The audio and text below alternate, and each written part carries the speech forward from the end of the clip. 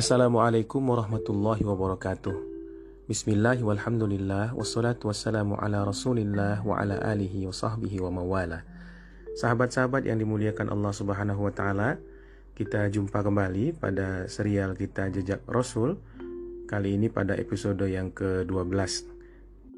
Tempo hari sudah kita ceritakan tentang kisah perjalanan Nabi Muhammad SAW dalam kafilah dagang bersama paman beliau Abu Talib ke daerah Syam, di mana di tengah jalan mereka bertemu dengan pendeta Bahira di daerah Busra yang kemudian mengungkap ciri-ciri kenabian dari Rasulullah SAW ini, lalu memesankan kepada Abu Talib agar keponakannya ini dipelihara baik-baik, dijaga utamanya dari pandangan orang-orang Yahudi yang berkemungkinan juga memahami bahwa beliau adalah calon nabi dan ada maksud untuk berbuat hal yang tidak menyenangkan kepada Rasulullah. Maka setelah itu hidup pun berlangsung seperti biasa. Nabi Muhammad tentu tumbuh makin besar dan jadilah dia seorang pemuda yang gagah, yang piawai juga dalam memainkan senjata perang seperti halnya bangsa Arab pada saat itu. Di antara paman Nabi ada jagoan seperti Hamzah yang ditakdirkan Allah menjadi orang yang tinggi, besar, dan sangat kuat. Dia adalah petarung ulung dan jago pedang. Sementara Nabi sendiri merupakan seorang pemanah yang handal. Ini diakibatkan oleh ketajaman penglihatannya. Martin Lings dalam bukunya Muhammad, His Life Based on the Earlier Source, yang merupakan satu buku sirah berbahasa Inggris terbaik yang pernah ada, mengatakan bahwa Nabi memiliki reputasi bisa menghitung 12 bintang dari konstelasi Pleiades. Konstelasi Pleiades yakni rasi bintang Taurus. Jadi dengan melihat mata telanjang saja Nabi dapat menghitung 12 bintang dari sana. Pertanda penglihatan beliau sangat tajam. Namun hari-hari itu kaum Quraisy tidak terlibat pertempuran yang hebat-hebat. Yang ada adalah konflik sporadis yang muncul sebentar-sebentar tapi memakan tempo waktu tahunan begitu. Itulah yang dikenal dengan perang Fijar atau perang yang melanggar. Pemicunya adalah ada seorang Kinanah yang kurang bertanggung jawab, orang bernama Al-Barrad bin Qais, yang membunuh seorang yang bernama Urwah Ar-Rahal, lelaki dari suku Hawazin dari Najd. Dan pembunuhan itu dilakukan di bulan haram, bulan larangan. Makanya dikatakan perang ini pun perang terlarang begitu. Nah, si pembunuh itu lari menuju benteng di kota Khaybar. Nah, peristiwa ini ya berlanjut, ada kehormatan, ada revenge, ada balas dendam. Karena itu suku pihak yang terbunuh menyerang Kinanah sebagai suku pembunuh, dan Quraisy waktu itu terlibat sebagai sekutunya Kinanah. Nah, konflik ini berlangsung 3-4 tahun, sekalipun yang benar-benar bertempur di lapangan secara masif itu mungkin hanya 5 hari hitungannya. Pada masa itu yang jadi pemimpin Bani Hashim adalah Zubair bin Abdul Muthalib, saudara kandung dari ayah Nabi. Abu Talib turut serta juga dalam perang itu dan Nabi juga diajak. Tapi karena dia dianggap masih terlalu muda, maka belum diizinkan beliau untuk ikut bertempur.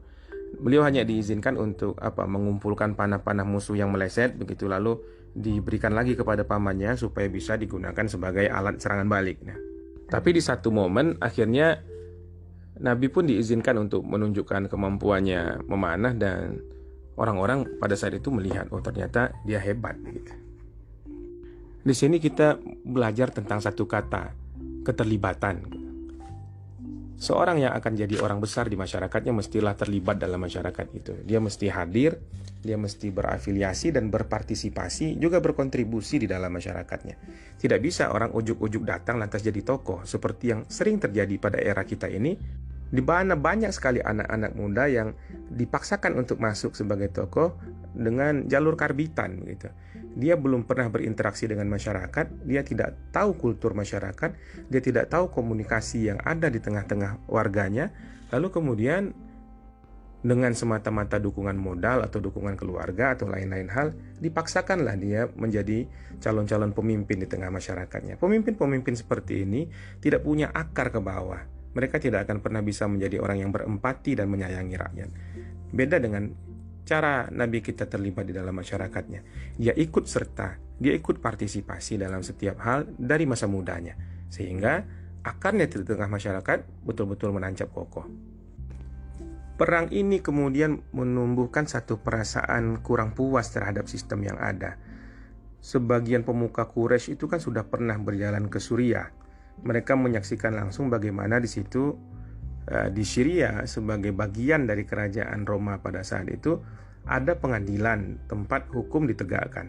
Sementara hukum padang pasir ya diselesaikan dengan peperangan demikian. Sebagian mereka juga pernah rihlah bersafar ke daerah Abisinia. Di situ juga orang bisa meraih keadilan tanpa harus bertempur. Hal ini yang tidak ada di ranah Arab. Tidak ada sistem hukum, tidak ada tempat orang yang dizolimi mengadu, korban kriminalitas tidak bisa dapat ganti rugi. Nah, ini semua menjadi sebuah evaluasi publik, dan para tokoh kemudian memikirkan bagaimana ya caranya untuk mencegah peristiwa seperti perang Fijar kemarin itu terulang lagi.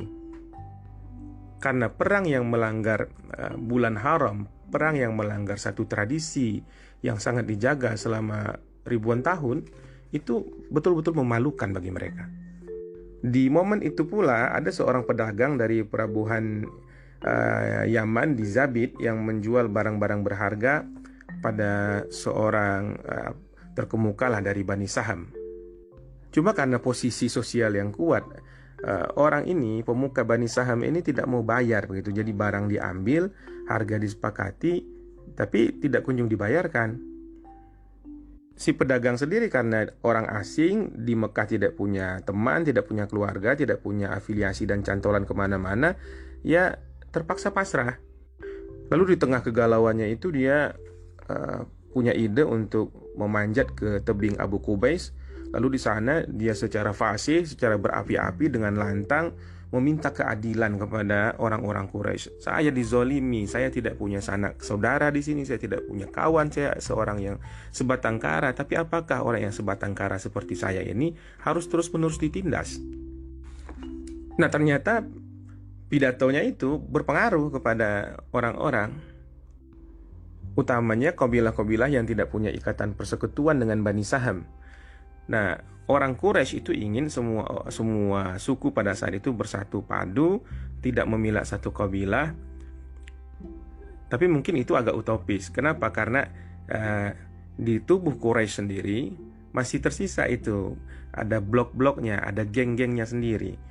Kalau sahabat-sahabat masih ingat beberapa episode sebelumnya, kita bercerita tentang perpecahan orang Quraisy pasca ditinggalkan wafat oleh Qusay bin Kilab. Pada saat itu terjadi perselisihan tentang hak kepemimpinan dari keturunan Abduddar versus keturunan Abdul Manaf.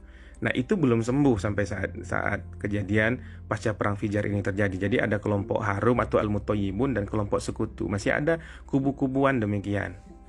Nah, lantas ada tawaran dari seorang yang terkaya di Mekah saat itu, dan dia juga adalah pemimpin Bani Taim, namanya Abdullah bin Jud'an. Dia katakan, saya nawarkan nih, kita bertemu di rumah saya. Kita akan buat konsensus di situ. Kita akan buat satu kesepakatan di sana. Ajakan itu dipenuhi oleh beberapa suku-suku besar, meskipun ada juga yang absen seperti Bani Abdus Syams yang tidak hadir. Sementara yang hadir cukup banyak sih, ada Bani Hashim, Bani Muthalib, Bani Zuhrah, Bani Asad, Bani Taim, dan ada juga Bani Adi. Setelah diskusi panjang, maka mereka menyepakati bahwa perlu ada sebuah kesepakatan untuk membela orang-orang yang lemah dan tertindas secara bersama-sama dan membalaskan kezaliman orang-orang yang berbuat zalim. Nah, setelah kesepakatan itu tercapai, ya harus diresmikan dong. Mereka pun untuk meresmikannya pergi sama-sama ke Ka'bah. Di situ disiramkan secara simbolik kemudian air ke atas Hajar Aswad. Air itu kemudian dialirkan dalam satu wadah, masing-masing minum air itu sebagai tanda ini kesepakatan yang sudah kita taken bersama dengan cara meminum air itu. Dan kemudian langsung action. Orang saham tadi yang tidak bayar hutang, tidak bayar tagihannya kepada pedagang asing tadi, pedagang dari Yaman, itu dipaksa. Dan akhirnya sang pedagang pun mendapati hak-haknya kembali. Nah, Nabi saat itu kurang lebih umurnya hampir 20 tahun, dan beliau juga hadir di sana. Nah, di kemudian hari Nabi bercerita, aku hadir di rumah Abdullah bin Jud'an pada pembuatan satu perjanjian yang istimewa, Hilful Fudul, perjanjian istimewa, perjanjian kehormatan begitu, Hilful Fudul. Aku tidak akan menggantikan kehadiranku pada saat itu meskipun dikasih unta merah. Maksudnya, kata Nabi, ini diriwayatkan dalam hadis riwayat Imam Baihaqi ya, kalaupun aku diberikan unta merah, ma uhibbu anna li bihi humrun ni'am walau du'itu bihi fil Islam la ajabtu. Kalau itu harus dikonversi dengan harta, saya nggak mau, karena perjanjian itu demikian berharga dan membekas pada diri saya. Dan kalau pada saat ini, maksud Nabi pada saat Islam sudah ada lagi tawaran-tawaran untuk berjanji seperti itu, ada konsensus seperti itu, ada konvensi seperti itu, saya akan ikut lagi. Jadi Islam sangat menghargai kesepakatan pada hal yang baik-baik. Islam sangat menghargai persatuan. Islam menghargai perjanjian-perjanjian yang mengarah kepada kemaslahatan bersama. Sekalipun tradisi itu datang dari masa lampau, Islam sangat bisa beradaptasi dengan itu dan mengadopsi segala hal yang baik-baik demi kemaslahatan hidup di dunia, karena Islam adalah rahmah bagi semesta alam. Dapat kita lihat pengalaman hidup Nabi itu cukup kompleks. Kecil-kecil dia sudah mengalami macam-macam deraan mental, tapi dia juga mendapatkan pengasuhan yang baik meskipun dalam tempo yang sedikit, tapi itu quality time sekali bersama ibunya, bersama kakek beliau, punya pengalaman untuk tidak canggung di depan orang-orang besar. Kemudian beliau tinggal bersama Abu Talib, mendapatkan kasih sayang yang cukup di sana, rasa persaudaraan, sepenanggungan. Ada pelajaran untuk menggembala sehingga melatih juga beliau untuk bertanggung jawab kepada dirinya, untuk mengayomi makhluk-makhluk Allah. Beliau juga pernah dibawa dalam ekspedisi dagang sehingga punya international exposure begitu, hubungan dengan dunia luar. Dia tidak seperti katak dalam tempurung, dia tahu hal-hal di luar sana, dan dia sedikit-sedikit mulai melihat cara berdagang yang merupakan pintu rezeki terbanyak di dunia ini. Lalu kemudian beliau juga punya pengalaman militer dalam perang, ada terlibat di sana.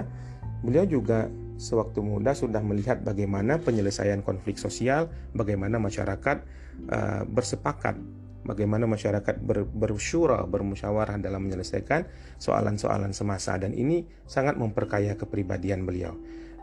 Ini pada masa modern kita lihat ini pun terjadi pada anak-anak muda. Biasanya anak-anak muda yang matang itu terlibat dalam kemasyarakatan, dalam keorganisasian, dan dalam penyelesaian konflik.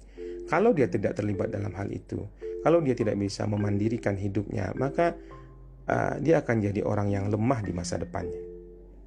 Nah, singkat kata, Nabi Muhammad telah lewat dari usia yang ke-20, nah, berarti sudah dewasa.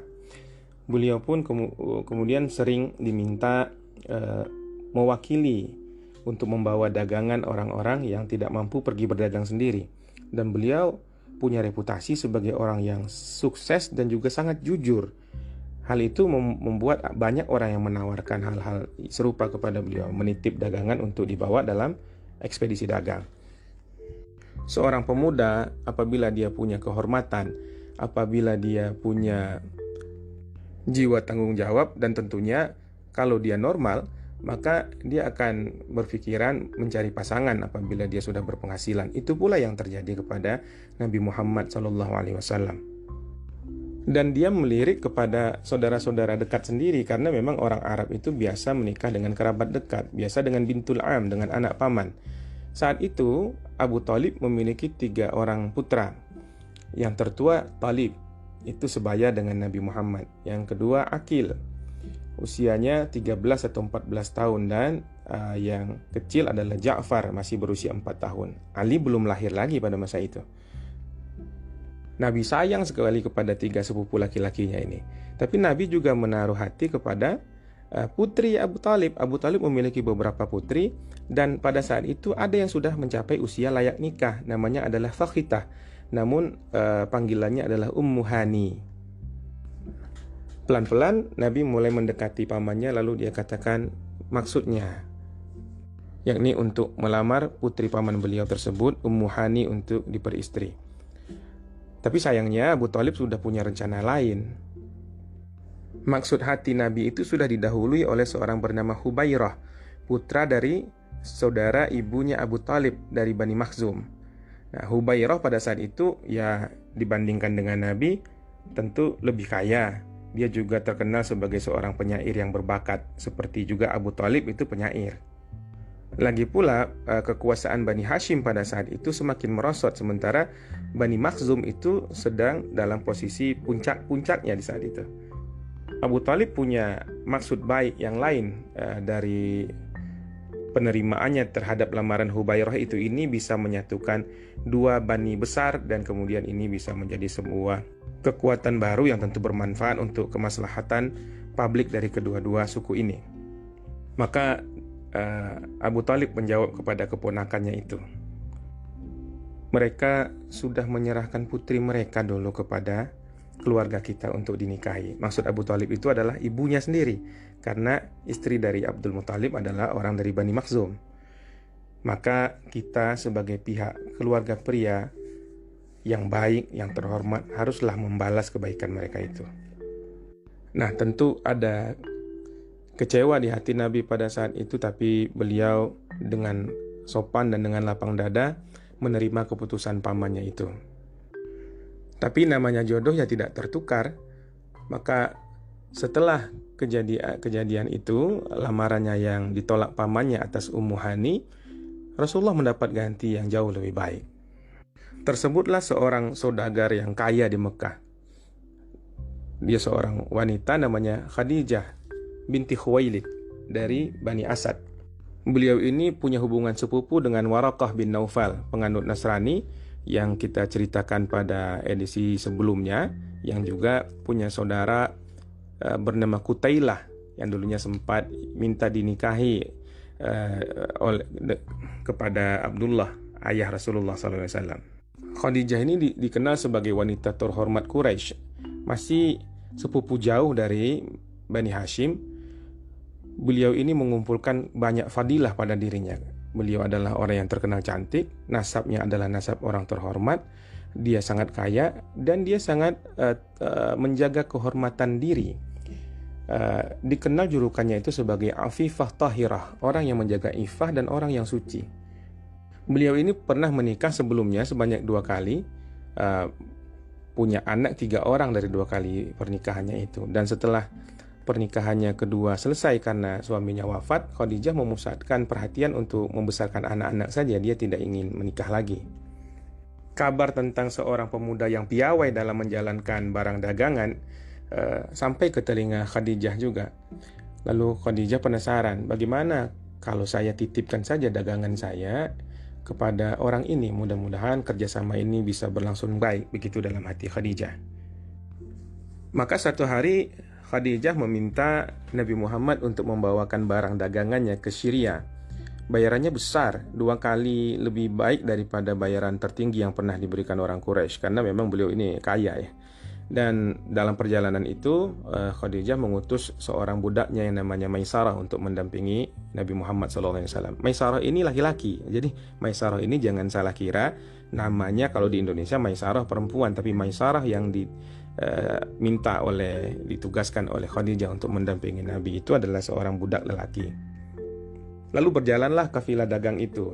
Nabi Muhammad bersama Maisarah jalan ke arah Suriah sampai kembali di daerah Busra, tempat dulu mereka bertemu dengan Bahira. Pada saat itu Bahira sudah wafat dan digantikan seorang Nestor.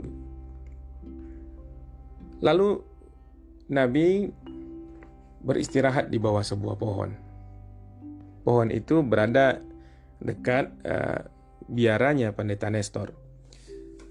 Sang pendeta sebagaimana juga pendahulunya Buhaira melihat keanehan dan melihat tanda-tanda pada diri orang yang sedang bernaung di bawah pohon itu.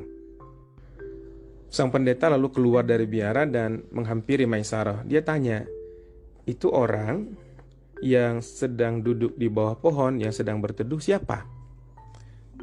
Kata Maisarah, laki-laki itu orang Quraisy, penduduk asli tanah haram. Lalu yang diingat sekali oleh Maisarah adalah kata-kata selanjutnya dari sang pendeta. Dia katakan, kamu ketahui orang itu pasti nabi. Dia pasti seorang nabi. Ucapan sang pendeta itu begitu terngiang-ngiang di telinga Maisarah. Apalagi di dalam perjalanan itu dia juga melihat bahwa orang ini berbeda. Dia tidak pernah menemui seseorang yang seperti ini. Bagaimana panas tapi tidak bisa menyengat kepada mereka. Dan bahkan Maisarah juga melihat satu visi secara selintas, ada dua malaikat yang sedang menaungi Nabi Muhammad dari sengatan panas matahari. Itu yang dikisahkan oleh Ibnu Hisham dalam kitab sirahnya. Maka ekspedisi dagang itu pun kembali pulang, dan ketika dievaluasi, transaksi itu ternyata sangat menguntungkan karena aset-aset yang dibawa itu terjual hampir 2 kali lipat dari harga yang dibayarkan. Namun pusat perhatian Khadijah sudah tidak pada perdagangan itu lagi. Beliau malah menaruh simpati kepada Nabi Muhammad SAW. Kalau kita simak bagaimana fisik Nabi SAW, memang tidak salah kalau orang menyukai beliau. Hadis yang dibawakan oleh Imam Ahmad dikatakan bahwa Rasulullah SAW itu lam yakun bitawilil mumaghit. Beliau itu tidak berperawakan terlalu tinggi. Juga tidak wala bil qasiril mutaraddid. Dia tidak pendek pula sehingga diremehkan orang. Beliau itu punya perawakan sedang. Wa kana rab'atan minal qaum. Ada rata-rata tinggi orang pada saat itu. Rambutnya tidak keriting bergulung-gulung, tapi tidak juga lurus kaku, tapi rambutnya itu ikal bergelombang. Badan beliau tidak gemuk, dagunya tidak lancip, dan wajahnya agak bundar. Kulitnya putih kemerah-merahan, matanya hitam pekat, bulu matanya lentik, bahu beliau bidang. Beliau memiliki bulu dada yang memanjang dari dada sampai ke perutnya. Telapak tangan dan kakinya tebal. Kalau beliau berjalan, jalannya tegap dan jalannya kencang, seakan-akan beliau turun ke tempat yang rendah. Kalau beliau berpaling, maka beliau akan memalingkan seluruh badan. Nah, di antara kedua bahunya terdapat khatamun nubuwah, yakni tanda kenabian. Beliau juga menarik karena, kata Imam Ahmad, beliau memiliki hati yang paling pemurah di antara manusia. Ucapannya adalah ucapan yang paling benar. Perangainya sangat lembut. Beliau ramah dalam pergaulan. Barang siapa yang melihat beliau pasti akan menaruh hormat kepadanya. Barang siapa yang pernah berkumpul bersamanya kemudian mengenal dia, pasti akan mencintai dia. Kalau orang-orang menceritakan sifatnya, maka orang akan berkata, lam ara qablahu wala ba'dahu mithlah. Aku belum pernah melihat seorang yang sebelum dan sesudahnya yang seperti dia itu. Jadi Nabi ini memang orang yang sangat istimewa secara fisik, secara perawakan, secara unggah-ungguh, secara tingkah laku, secara gestur dan sebagainya. Dia adalah orang yang sangat menawan. Ditambah lagi info-info dari Maisarah yang menceritakan kepada majikannya itu perihal bagaimana situasi Rasulullah selama berjalan itu. Beliau sangat menjaga akhlak, sangat jujur, dan ada tanda-tanda bahwa beliau itu adalah seorang nabi. Khadijah sebagai sepupu Warakah sudah pernah juga mendengar hal-hal seperti ini, dan Khadijah menjadi amat tertarik kepada Rasulullah karena ini. Lalu beliau pun minta diperantarai komunikasinya lewat seorang yang bernama Nafisah, atau ada juga yang melafazkan Nufaisah binti Muniyah. Nafisah kemudian datang kepada Nabi Muhammad dan bertanya, "Kenapa engkau belum menikah, wahai Muhammad?" Jawab Nabi, "Aku ini belum punya modal, belum punya apa-apa untuk berumah tangga." Lalu kata Nafisah lagi, "Kalau ada seorang wanita yang cantik, orang kaya, terhormat, berlimpah harta, apa kau bersedia?" Kata Nabi lagi, "Siapa dia?" "Khadijah." "Ya bagaimana mungkin aku bisa menikahi beliau? Serahkan saja itu urusan saya," kata Nafisah. Lalu diaturlah pertemuan antara Khadijah dengan Nabi Muhammad. Khadijah mengatakan, "Wahai sepupu," karena beliau memang masih ada hubungan kekerabatan dengan Bani Hashim, maka dia katakan, "Wahai sepupu, wahai anak pamanku, aku ini tertarik kepada engkau karena kebaikanmu padaku, juga karena engkau kedekatan kekerabatanmu, kemuliaan engkau di tengah kaummu, sifat amanahmu, akhlakmu yang baik, dan ucapanmu yang jujur." Ini pelajaran bagi kita ya. Tidak tabu atau nista atau memalukan sama sekali ketika seorang perempuan tertarik atau berminat kepada seorang laki-laki untuk berumah tangga dengannya. Jadi inisiatif tidak harus selalu datang dari laki-laki, perempuan ya boleh-boleh saja. Sebagaimana apa yang dilakukan oleh Khadijah. Fis-sarahah rahah. Dalam keterus-terangan itu ada kenyamanan. Tapi tentunya tetap dengan menjaga adab-adab dan kehormatan sehingga tidak terkesan kurang punya marwah pula. Singkat cerita, mereka pun bersepakat agar masing-masing bicara kepada pamannya. Khadijah bicara kepada paman beliau, Amr bin Asad. Sedangkan Nabi itu yang diutus oleh Bani Hashim untuk mewakili beliau adalah Hamzah. Hamzah memang relatif muda, tapi beliau punya kedekatan dengan Bani Asad karena Hamzah punya saudara perempuan kandung namanya Sofiyah, itu menikah dengan saudara lelaki Khadijah yang namanya Awam. Hamzah lah yang kemudian menemani Nabi Muhammad untuk melamar Khadijah. Nah, pada saat itu kesepakatan pun dicapai, lamaran diterima dan mereka menyepakati bahwa mahar yang dibayarkan untuk pernikahan itu adalah 20 ekor unta betina. Saat pernikahan itu terjadi, Rasulullah SAW adalah seorang pemuda yang usianya 25 tahun. Sedangkan Khadijah adalah seorang yang sudah berusia 40 tahun dan sudah pernah menikah 2 kali. Ini tidak menghalangi cinta mereka.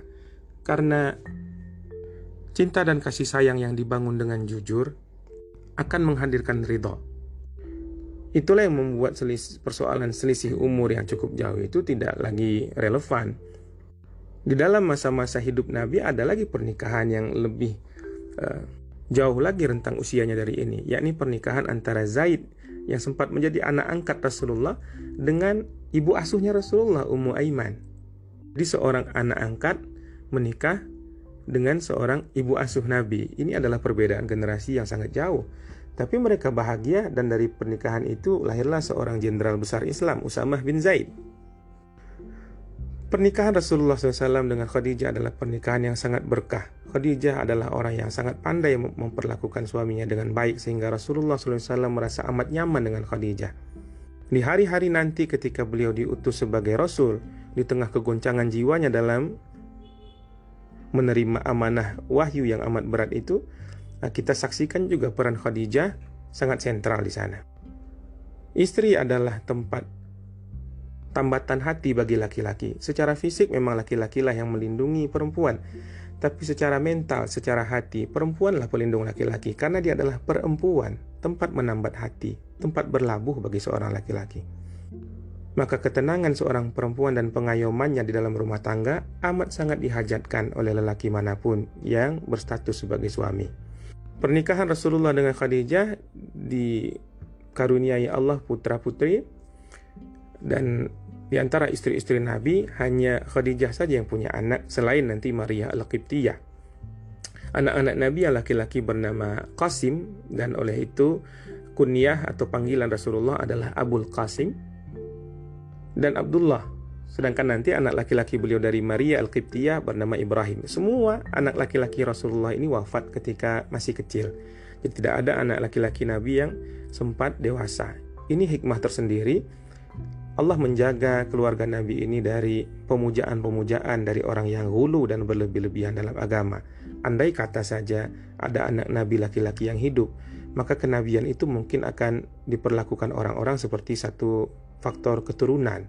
Padahal agama ini adalah agama terakhir yang tidak boleh lagi ada penyimpangan sampai akhir zaman. Sementara anak-anak Rasulullah yang perempuan ada Zainab, ada Ruqayyah, ada Ummul Kulsum, dan ada anak yang paling disayangi oleh Nabi dan paling mirip dengan beliau yang bernama Fatimah. Di akhir sesi ini saya ingin menyampaikan beberapa hadis tentang keutamaan Khadijah radhiyallahu taala anha. Diriwayatkan oleh Imam Ahmad dan At-Tabarani dari Masruq dari Aisyah radhiyallahu taala anha. Beliau berkata bahwa hampir tidak pernah Rasulullah SAW itu keluar rumah selain menyebut-nyebut Khadijah dan terus-menerus memujinya.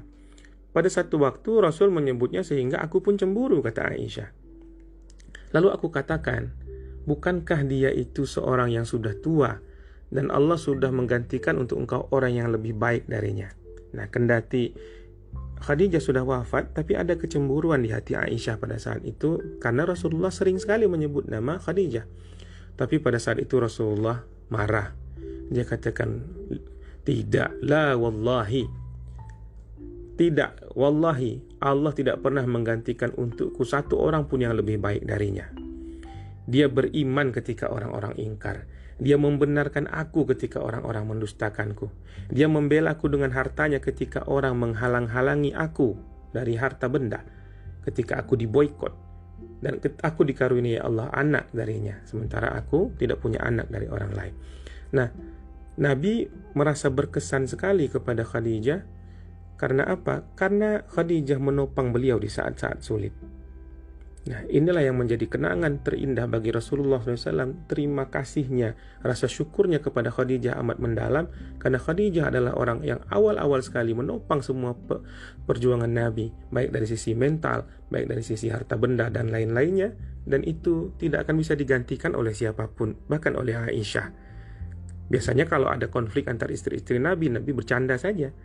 Ada konflik antara Aisyah dengan istri-istri Rasulullah yang lain, itu Nabi tidak pernah marah begini. Tapi ketika Khadijah itu diungkit-ungkit, Nabi memang sikapnya menjadi berbeda. Itulah keutamaan Khadijah di hati Rasulullah SAW.